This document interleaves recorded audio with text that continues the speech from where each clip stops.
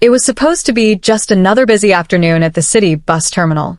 People came and went, caught in their daily routines, eyes glued to their phones, minds lost in their own worlds. No one paid much attention to the boy sitting quietly near the corner, a young black teenager, no more than 17, in a worn-out wheelchair. His clothes were clean but faded, his backpack resting on his lap like it held everything he owned. His name was Malik. Malik had learned how to move through life without expecting much from anyone. He had grown used to the long stares, the awkward silences, and the moments when people pretended not to see him at all. But today, he noticed something different. A pregnant woman, clearly exhausted, was struggling to stand near the bus stop bench. No one offered her a seat. People glanced at her then looked away, too busy or too indifferent to care. Malik didn't think twice. Using his arms, he pushed himself forward and gently called out to her. "Ma'am, you can sit here," he said with a kind smile, motioning to the only space next to the bench. He shifted himself slightly so she could lean and rest. She hesitated at first, maybe surprised by the offer, but then smiled warmly and sat down. "Thank you," she said, clearly relieved. Malik simply nodded. People nearby noticed.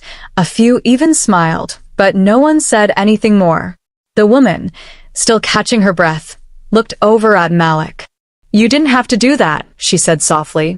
Malik shrugged. "It's no big deal." But before the quiet moment could settle, a loud voice sliced through the air. "Hey, you can't just roll around wherever you want like you own the place." The words were sharp, disrespectful, and they came from a police officer who had just arrived on the scene.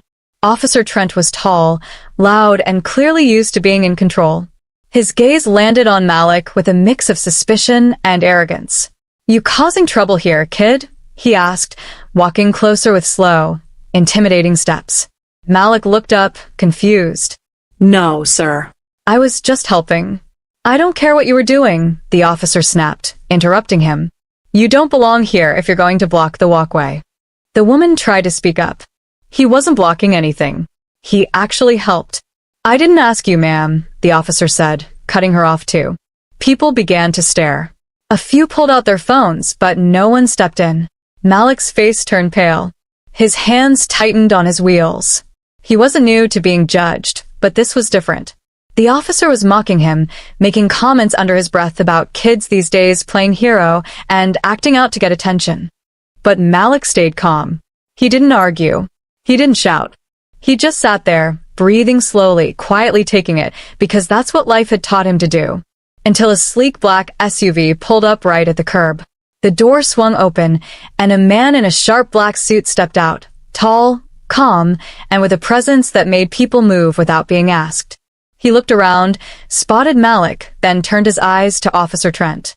His voice was deep and steady. "Is there a problem here, officer?" Trent straightened, clearly thrown off.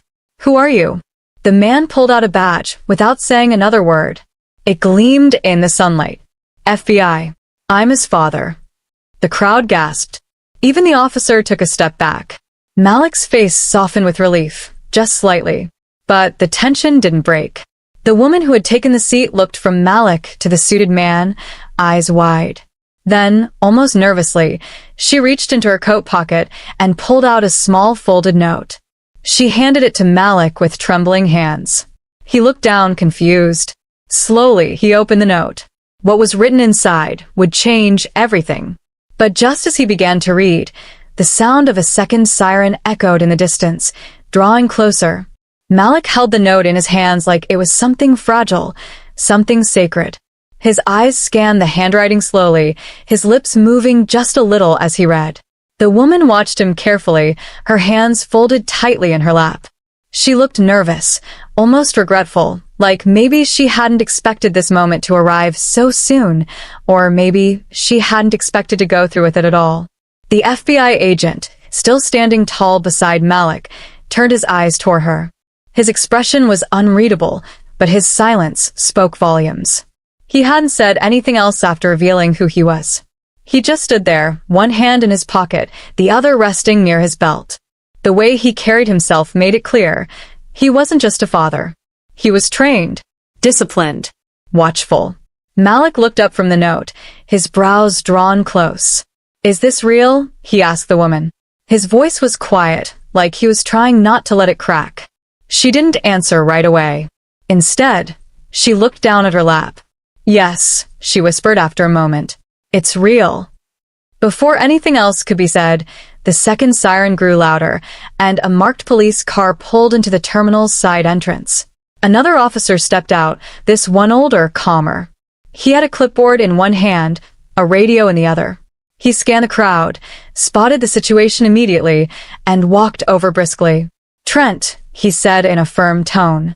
What's going on here? Officer Trent straightened again, clearly rattled now. There was some confusion. This young man was causing a little disturbance, blocking the pathway. I was addressing it. The older officer glanced at Malik, then at the pregnant woman, then finally at the man in the black suit. And this is? The agent stepped forward, calmly pulling out his badge again. Agent Marcus Hill. I'm with the Bureau. This is my son. And from what I see, he wasn't causing anything. He was helping. A long pause followed. The crowd was still there, quieter now but not leaving. People were filming, whispering. The air was tight with unspoken thoughts. All right, the senior officer said, nodding slowly. Let's step aside and talk. I'm not going anywhere, Agent Hill said, his voice calm but unshakable. Not until I understand what exactly happened here, and why my son was being singled out. Malik looked between the adults, unsure if he should say anything. His heart was racing. Not because of the confrontation he was used to being ignored or worse, but because of the note. His fingers still gripped the small piece of paper tightly. It wasn't long, just a few lines written in rushed, shaky pen. But those lines changed everything. You don't know me, but I knew your mother. She saved my life once. I've been looking for her family ever since. If you're reading this, I think you deserve to know the truth. Please don't ignore this. There's more. Malik didn't understand it. His mother had passed away when he was only 8. He remembered her smile, her soft voice, and how she'd always made things feel okay even when they weren't. But he had no idea what this woman was talking about. What kind of truth? And what did she mean by there's more? Agent Hill noticed the look on his son's face and gently placed a hand on his shoulder. You all right? Malik nodded slowly. She gave me this. He passed the note up to his father. Agent Hill read it silently, his jaw tightening just slightly. His eyes flicked back to the woman. What exactly do you know about my wife? He asked, voice controlled but direct. The woman looked around nervously, suddenly aware that all eyes were on her. Not here, she said softly. Please. This isn't something I can explain like this. Malik felt a wave of confusion and fear rising in his chest. So much had happened in just a few minutes. The humiliation, the arrival of his dad, the note, and now this mysterious claim about his mother. Everything felt too fast, too sharp, like the ground could fall out from under him at any second. The senior officer tried to move the situation along. Let's all take this inside. Away from the crowd. Let things cool down. Agent Hill looked to Malik, waiting for his nod. Malik agreed quietly, and they started to move toward the nearby transit office. The woman stood too, holding her coat tight around her belly. Her eyes stayed on Malik the whole time, filled with something that looked like guilt, or maybe something even deeper. Inside the office, things were quieter.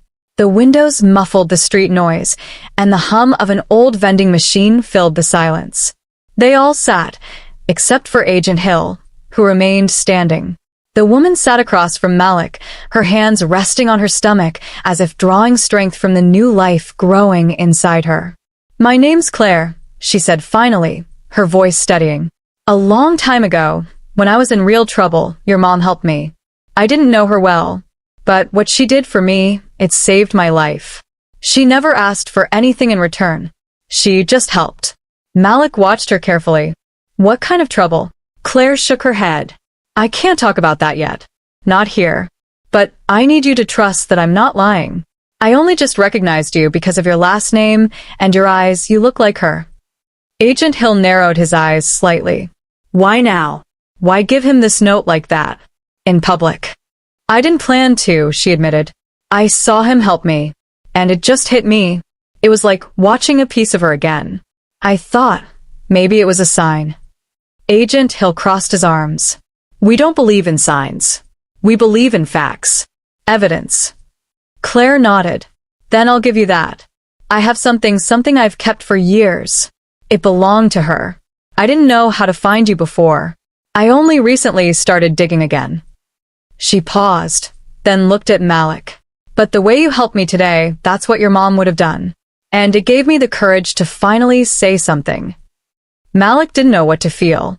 Part of him wanted to believe her, to believe that there was more to his mom's story than just the quiet, tired woman he remembered. But another part of him was scared. What if it wasn't true? Or worse, what if it was? Before anything else could be said, Agent Hill's phone buzzed. He answered quickly, stepping away. Malik sat in silence, his thoughts racing. Claire looked down, breathing deeply. And then she whispered something under her breath.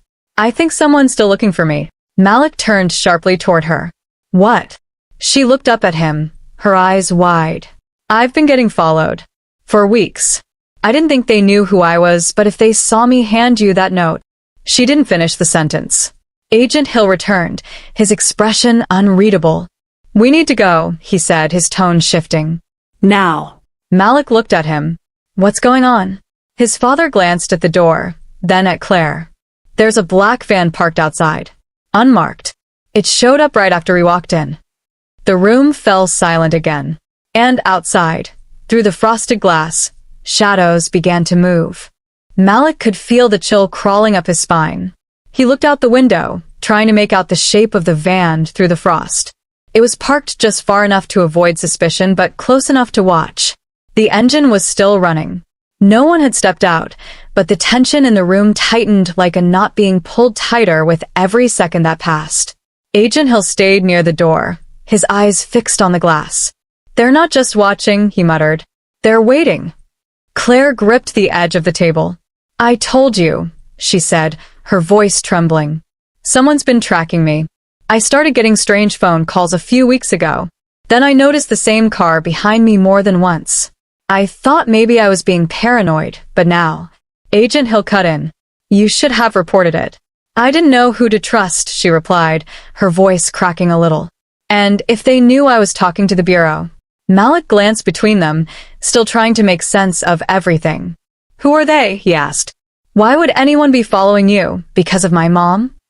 Claire hesitated. She reached into her coat slowly, pulled out a worn wallet, and opened a small hidden pocket. Inside was a photograph, old, faded at the edges. She handed it to Malik. This was taken the night your mom helped me, she said. I never forgot her face. Malik looked at the picture. His mother stood next to a much younger Claire, their arms linked, both smiling nervously. It didn't look like a planned photo, more like something captured in a rush. But it was her. His mom. And she looked different, stronger, focused, like she was in the middle of something serious. Agent Hill took the photo, examined it closely, and frowned. This wasn't just a random act of kindness, he said. She was working with someone. Claire nodded. There was a man. He was involved in something big, corporate fraud, international accounts, things I didn't understand back then. But he had dirt on powerful people. I got caught up with him. And your mom, she helped get me out. Malik stared at her, confused. So what happened to him? That man. Claire shook her head. I don't know. He disappeared. Vanished. No one ever found out what happened to him. But I always believed those same people who were after him are still out there. And they never forgot. Agent Hill paced, thinking out loud now. If your mother was connected to someone involved in something that high level and you were a witness, it would explain why you're being watched now. Especially if they think you have something. I don't, Claire said quickly. At least, not anything dangerous. Just memories. A few old things he left behind. Some names. Some photos. I didn't even look at them for years. But after I found out I was pregnant, I wanted to make peace with my past. I started going through it again. That's when it started. Malik leaned forward. Why didn't my dad know about this? Agent Hill paused, then looked at his son. Your mother didn't tell me everything. I always suspected there was more to her past, but we agreed not to talk about it. She said it was safer that way. I respected that. Claire looked up, guilt in her eyes. I should have come forward sooner. I didn't know how. But when I saw him, she motioned to Malik, and the way he helped me, just like she did, I couldn't walk away again. The sound of a door creaked outside the office, and everyone froze. Agent Hill stepped quietly toward the edge of the window. He peeked through the blinds. One of them's out of the van. He's walking around the building. Claire's face turned pale. We need to go. Now. Where? Malik asked, trying to keep his voice steady. Where can we even go? Someplace safe, Agent Hill replied. And somewhere quiet. I know a safe house. But we'll have to move smart. Claire hesitated. If they see me with you, it could escalate. Agent Hill pulled out his phone, dialing quickly. Then we move separately. I'll have backup pick you up from the east exit in 5. Malik comes with me. As he gave instructions, Malik turned toward Claire again. His mind was racing. None of this felt real. Just an hour ago, he was offering his seat to a stranger. Now, that simple act had pulled him into a storm he didn't understand. Why me? He asked, his voice almost a whisper. Claire looked at him, eyes glassy. Because you reminded me what courage looks like. And I owed your mom the truth, whether you wanted it or not. The door clicked as Agent Hill ended the call. All right. Backup is en route. We move in 3 minutes. But before they could stand, Malik's phone buzzed. He glanced at it. An unknown number. He didn't answer. A few seconds later, a message popped up on the screen. Stop digging. Or the past won't be the only thing that gets buried. He showed it to his dad without a word. Agent Hill took one look and his jaw tightened. They know we're inside. Claire stared at the screen, her hands shaking.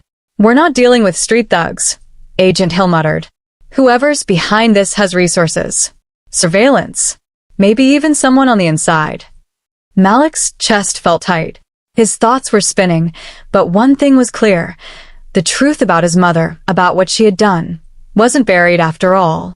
It was waiting, and now it was coming back, dragging him, his father, and a pregnant woman into something much bigger than any of them had expected. Outside, footsteps echoed again. Closer this time. No one in the room moved. Then the lights flickered. Once. Twice. And the door handle began to turn. The door handle turned slowly, so quietly that the sound barely registered, but inside the small office, every breath stopped. Malik's eyes locked on the knob, heart pounding so hard it felt like his chest might explode. Claire instinctively slid her hand over her belly, shielding it, while Agent Hill moved fast and silent to the side of the door, gun drawn but held low, not yet raised. The lights flickered again, buzzing faintly above them like a warning. Then the handle stopped. A second passed. 2. No one entered.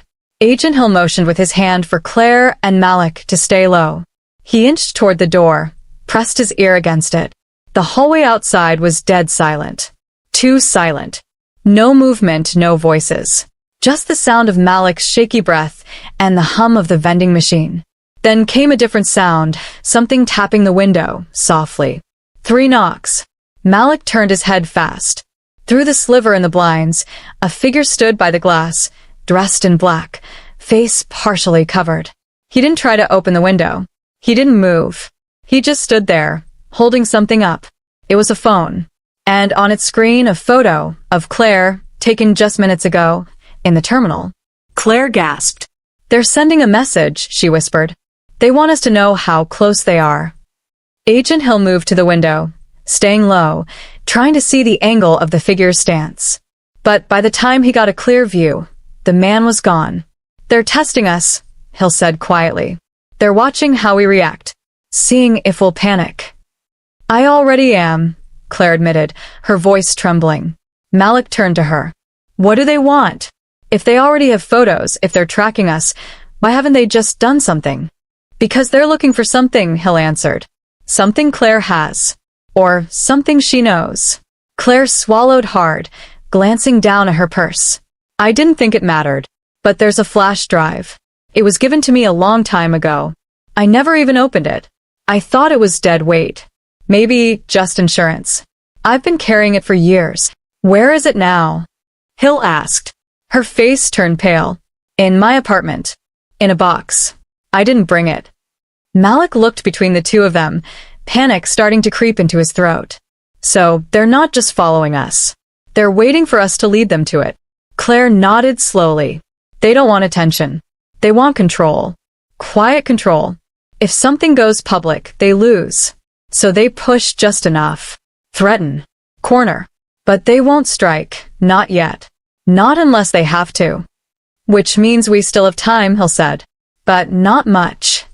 Suddenly, the emergency exit door at the far end of the hallway outside banged open.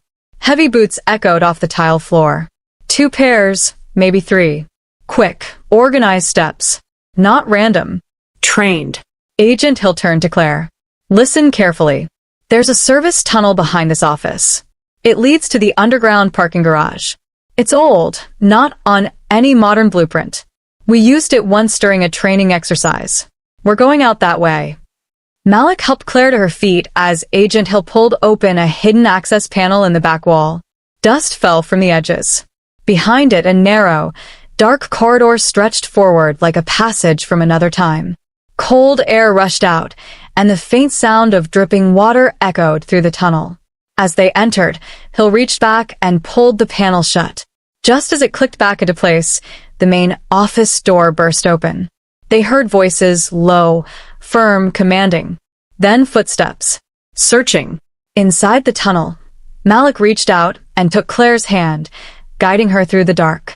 She was breathing fast but holding herself together. The air was heavy, thick with mildew and old secrets. As they moved, Claire began to speak again, quietly. I think there's something I never told anyone. Something your mom told me the night she helped me escape. Malik looked at her in the dim light. What was it? She said, Claire whispered, that the man I was running from wasn't the only target. That there was someone else involved. Someone bigger. She said she had proof. And that if anything ever happened to her, her husband would know where to look. Agent Hill stopped dead in his tracks. What did you just say? He asked. Claire repeated the words. Slowly. Clearly. Hill stepped back, thinking hard. She told me once, before she passed, that if something ever went wrong, I'd find answers in the old music box. I thought she meant it as comfort. I didn't even open it. Malik's eyes widened. We still have that box. In the attic. Hill turned. We need to get to the car. Now. But they weren't alone in the tunnel anymore. A shadow moved behind them. Malik turned sharply, hearing the soft scuff of a boot on concrete. Dad, he whispered. Agent Hill raised his weapon fast. Keep moving, he said to Claire and Malik. Don't stop. But Malik looked back. In the faint light, a figure stood at the far end of the tunnel, unmoving, watching. And then the figure stepped forward. Not with violence. Not rushing. But slowly. Calm. Like they had all the time in the world. Malik's skin prickled. Something about the figure felt familiar. Too familiar. Who is that? He asked, voice tight. Hill didn't answer. He was focused, weapon raised. But the voice that came from the shadows next chilled them all to the core. You were never supposed to find out, it said. It was a woman's voice. And somehow, it sounded almost like his mother. But that couldn't be possible. She was gone. Wasn't she? The sound of the voice echoed down the tunnel, cold and steady, as if it had been rehearsed 100 times. Malik froze, staring into the dark, trying to make sense of what he'd just heard. It couldn't be her. His mother was gone. He had been at the funeral. He had touched her hands when they were cold, had stood beside her casket as it was lowered into the ground. But the voice that was too close. Too real. Agent Hill didn't speak. His arm was stiff, gun pointed, but he hadn't moved an inch since the voice rang out. Claire was breathing hard behind Malik, one hand still resting on her belly, like she was trying to hold herself together. Malik turned slowly, heart pounding, and whispered, Dad, what if it's her? Hill's jaw clenched. It's not. It can't be. But there was a crack in his voice. The figure in the tunnel stepped closer, still wrapped in shadow. The dim light caught just enough of her face to make Malik's stomach flip. The eyes. The way she tilted her head. The resemblance was uncanny, like looking at a ghost walking toward them. A ghost who hadn't aged a day. "You need to stop running," the voice said again. "They'll never let you go. Not unless you give them what they want." Agent Hill barked. "Who are you? Show yourself, now." The woman stopped. Silence followed. Then she reached into her coat slowly, cautiously, and pulled something out, a worn leather locket. She tossed it gently down the tunnel. It landed near Malik's feet with a soft thud. Malik bent to pick it up, hands trembling. As soon as he touched it, something inside him shifted. He knew this locket. He had seen it 1,000 times as a kid.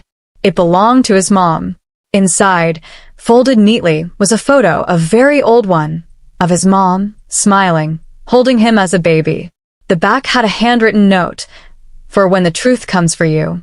His chest tightened. He looked at his dad. Agent Hill's face had gone pale. Before they could ask another question, the woman turned and vanished into the tunnel, disappearing between shadows and walls like smoke. Hill bolted after her, but as he reached the curve in the tunnel, she was gone. The tunnel split there, one path to the garage, the other to the boiler rooms beneath the airport. Too many directions. No sign of her. "She's gone," he muttered. Malik stared at the empty corridor. Was that really her? "I don't know," Hill replied. "But if it wasn't, someone's gone to terrifying lengths to make us think it is." Claire stood silently behind them, shaken. "Maybe that's the point. To destabilize us. Make us doubt everything." But Malik wasn't convinced. Something deeper was at play now. Something beyond just a corporate cover-up or surveillance. The air in the tunnel felt different, like every secret they thought they had buried was beginning to surface at once. And the people pulling the strings knew far more than anyone had assumed. Suddenly, Hill's phone buzzed again. This time it wasn't a threat. It was a private alert from a bureau channel. His clearance level only. He opened the file slowly, eyes scanning. His face turned to stone. "What is it?" Malik asked. Hill didn't answer right away. He just turned the phone to face them. On the screen was a decrypted message pulled from a dormant file in a protected database. One flagged years ago as unrelated, until now. It was from a covert source, never verified. But the subject line was loud and clear. Operation Echo. Subject believed deceased, may be active. Surveillance warranted. Do not engage until target retrieves package. Below that, a surveillance photo. Blurry. Dated just 4 months earlier. It looked like his mom, or someone who had her face. Claire gasped. This isn't a coincidence. Malik stared at the screen. "Are you saying she faked her death?" "I'm saying," Agent Hill replied carefully, "there's a chance she never died. Or she didn't die the way we were told." Everything they knew was breaking apart piece by piece. The enemies in the van, the warning message, the shadowy woman in the tunnel. All of it was connected. But now, the stakes had jumped even higher. If Malik's mother had faked her death, or worse, had been forced to disappear as part of some covert operation, then they were dealing with something much bigger than revenge or blackmail. They were in the middle of something orchestrated. Something meant to be buried forever. And Malik, he was the thread that could unravel it all. A crackling voice suddenly came through Hill's radio. "Agent Hill, we've got movement near your vehicle. 2 individuals attempting to access the trunk. You need to exit immediately." He cursed under his breath. They found the car. Claire grabbed Malik's arm. "What do we do now?" Hill turned, eyes scanning the darkness ahead. "We stick to the plan. We make it to the safe house. And we open that music box." Malik clutched the locket tighter in his hand. What if what's inside changes everything? Hill looked him straight in the eye. "Then we deal with it. But no more hiding." They started moving again, faster now. But the echo of the woman's voice lingered in Malik's mind, growing louder with every step. You were never supposed to find out. And now that they had, there was no turning back. The garage was nearly empty, quiet except for the distant hum of a generator and the low buzz of fluorescent lights overhead. Agent Hill led the way, hand on his weapon. every step sharp with caution. Claire and Malik stayed close, hearts pounding as they moved toward the black SUV tucked behind a row of rusted maintenance vans. It looked untouched, but Hill knew better. Surveillance always came before contact. He scanned the surrounding area, eyes alert, body still tense from the encounter in the tunnel. He popped the trunk, just enough to check for trackers. One blinked faintly under the bumper, small, professional. He yanked it off and crushed it under his boot. "No more watching," he muttered. Claire climbed in first, settling back as best she could. Malik followed, sliding beside her in the back. Hill started the engine, but he didn't drive off right away. He pulled the old music box from the console, a small wooden thing, faded from years of sun, carved with roses and vines. "This hasn't been opened since she passed," he said quietly. Malik stared at it, the lump in his throat growing. "She said we'd find the answers there." Hill nodded once, then opened the box. The old tune began to play softly, the delicate chime echoing in the tense silence. Inside, where a tiny ballerina once spun, was now a small metal key taped to the base. Alongside it, folded neatly, was a note, handwritten, unmistakably in his mom's looping cursive. "For Thomas and Malik. If you're reading this, it means I couldn't tell you in person. Trust no one, not even inside the bureau. I found something they were hiding. Something about Project Sentinel. It wasn't just surveillance. It was experimentation. I took proof. They came for me. I had to disappear. I never stopped watching you both. I'm sorry." Hill's hand trembled slightly as he read the note aloud. Claire sat in stunned silence, lips parted, eyes wide. Malik just stared, the air knocked from his chest. She didn't die." "No," Hill said. "She ran. To protect us. And she was watching. The woman in the tunnel, it might have been her after all." Claire looked at the key. "Where does it lead?" Hill's gaze hardened. "There's only one place she ever kept secrets. The cabin."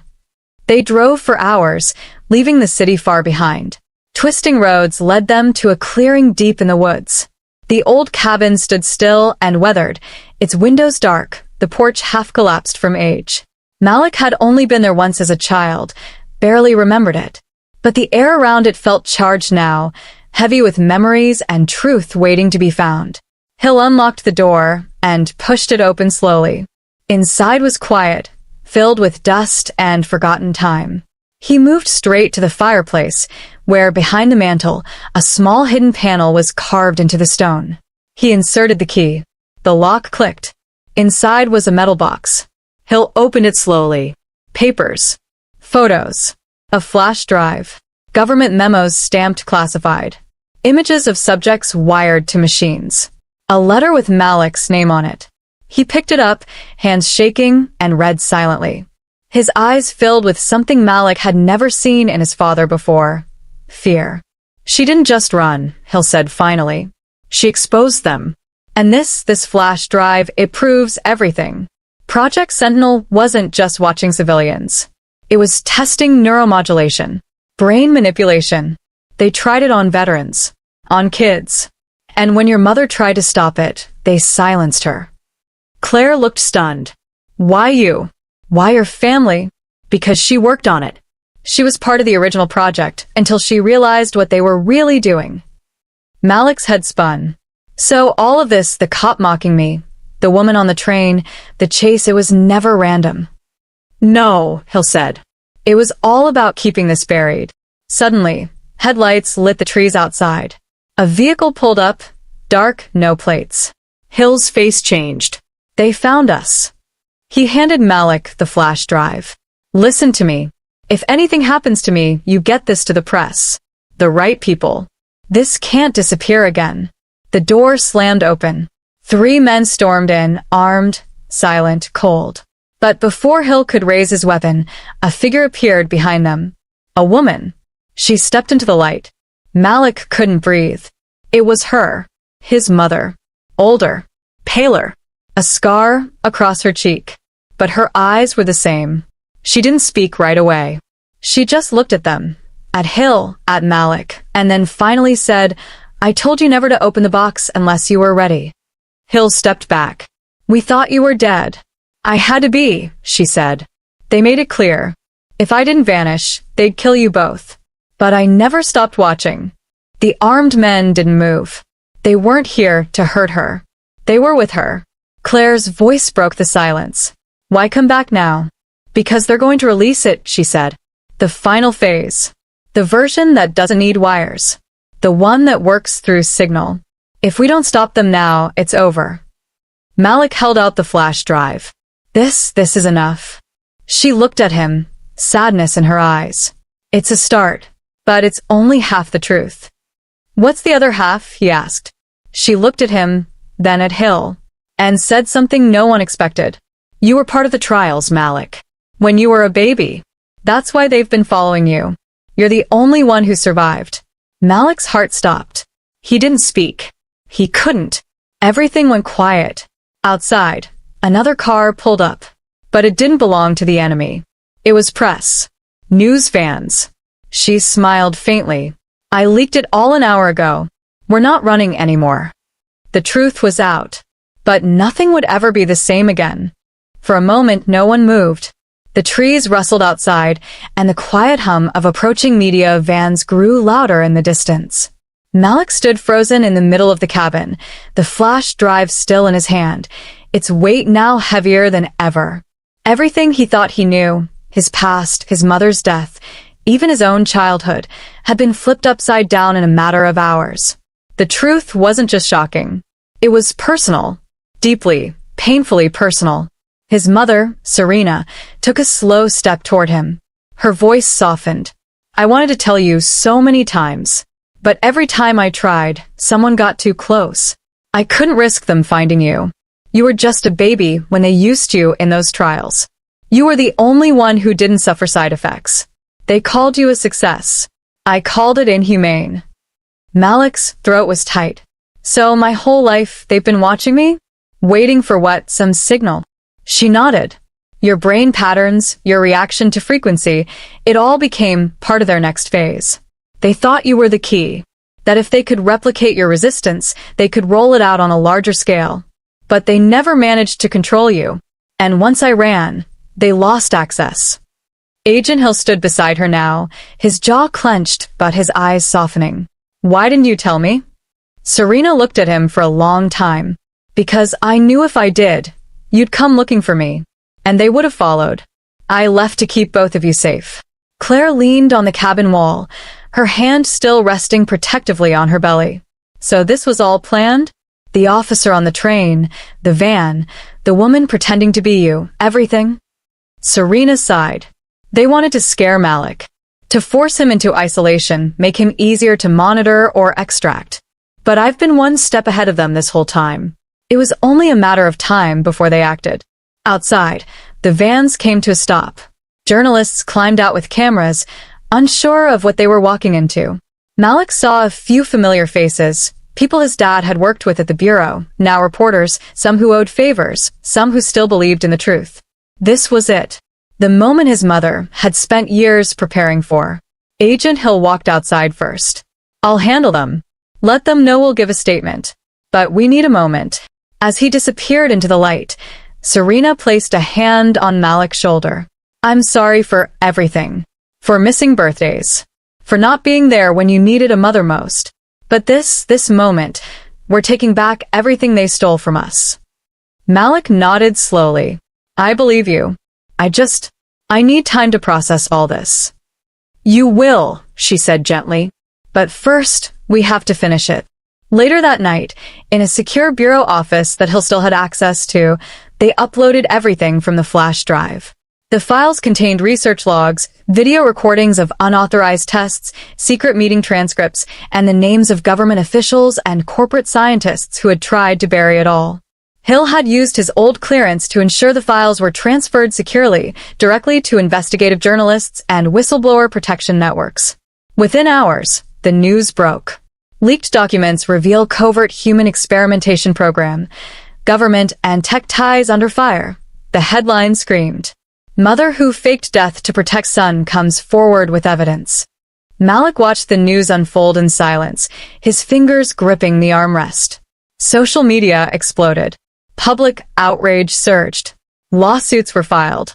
Investigations reopened. Politicians denied involvement. But Serena had already prepared detailed timelines connecting dates, documents, and names. There was no escaping the truth now. Claire sat beside him, a hand on his. "You did it." "We all did," he replied. The next few days passed in a blur. Serena turned herself in, not because she had committed a crime, but because she wanted full immunity to testify. The Bureau granted her temporary protection under whistleblower status. Malik was asked to give a statement too, especially as someone named in the files. He spoke carefully, honestly, and humanly. Just a boy who had given up his seat on a train, not knowing it would spiral into this. And that moment, his quiet, kind gesture became a symbol. News outlets replayed it over and over. Black teen gives seat to pregnant white woman, uncovers massive government cover-up in unexpected twist.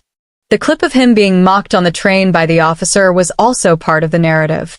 But instead of fueling hate, it sparked unity. People talked about dignity, about doing the right thing when no one is watching, about how something small could lead to something massive. The cop from the train was suspended pending investigation. But the real change came when people started asking bigger questions about how vulnerable communities were often targeted for experimentation and why certain stories only surfaced when they reached someone's breaking point. Malik never asked for any of this. He never wanted the spotlight. But now that the truth was out, he knew there was no going back. And maybe that was okay. 1 week later, Serena stood quietly at the edge of a park, watching Malik from a distance. She wasn't allowed to live freely yet, not until the hearings were over. But for now, she could see her son again, in the open, in peace. Claire was on a bench nearby, rubbing her belly with a gentle smile. Malik waved at his mom, and she waved back. They didn't need words. Everything had changed, but the most important thing remained: family. And in the middle of a world full of secrets, lies, and danger, one boy's small act of kindness had unraveled a web of silence.